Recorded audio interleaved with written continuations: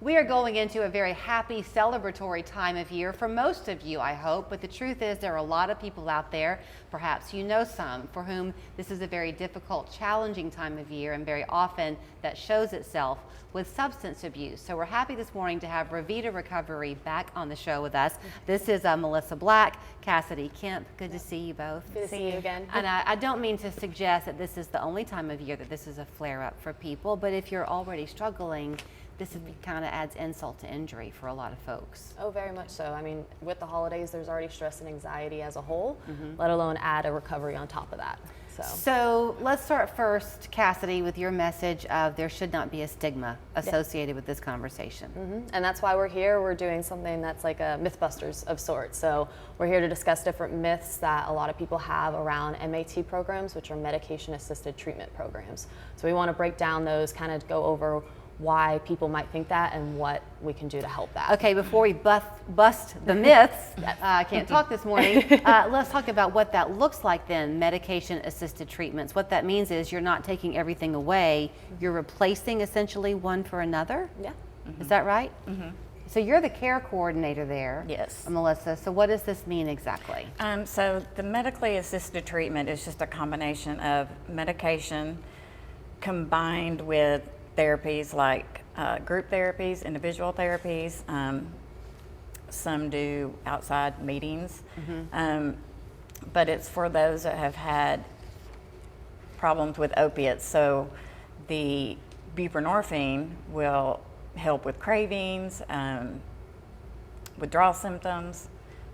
Because what you're doing, I guess, Cassidy, is you're kind of retraining the brain. Yes. How to not need what it believes it needs, and for a while does need, right? You can't just cold turkey it. Yes, and that's what happens when you have an opiate use disorder, is we're taking one of the medications, buprenorphine, naloxone, and to kind of get scientific with it, it helps bind to those receptors in your brain to help with the cravings and with withdrawals as well. Okay, so let's start busting some myths. You want Let's to? do it. Okay, is that one of the myths is that you think you're going to replace one essentially addiction for another. Yep. And that's not the case. So it's just, yes, you're taking another medication, and buprenorphine is an opiate, yes. But with the naloxone, what it does is it's a ceiling effect for it. So you can't abuse it essentially.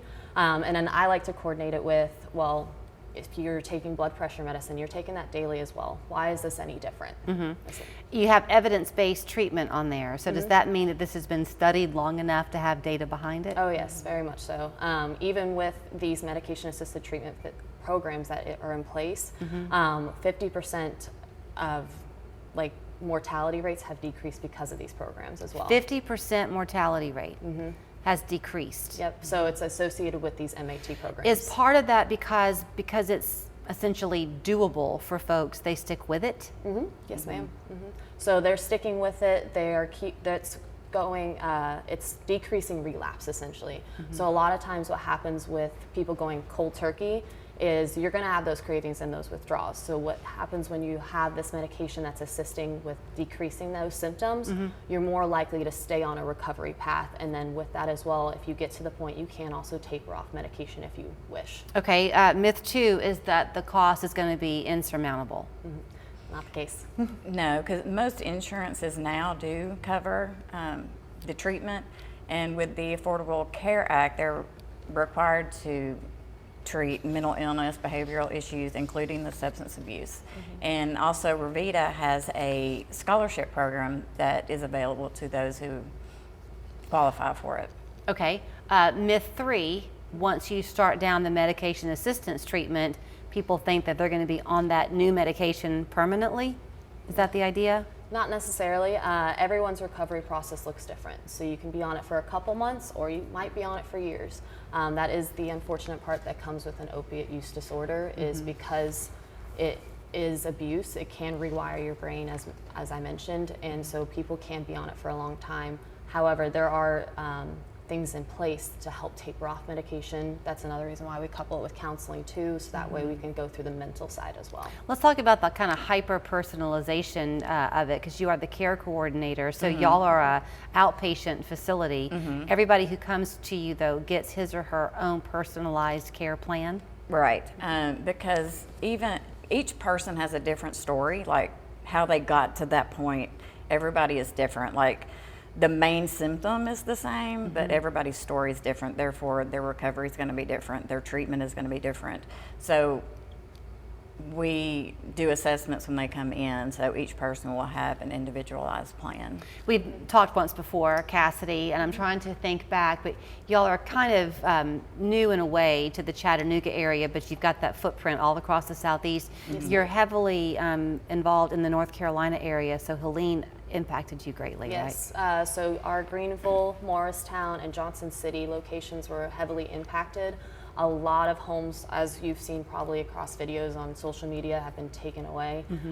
Clothing, food, so we've done a lot in that side of things to try to help patients up in that area, as well as with that grant opportunity that we do have in place, we're trying to make sure that their recovery, there's no interruption in that. So that's helping out a lot of patients with that too. So that same ability you have to kind of offset costs for folks here, you're making sure you provide that for those people who've lost everything. Yes.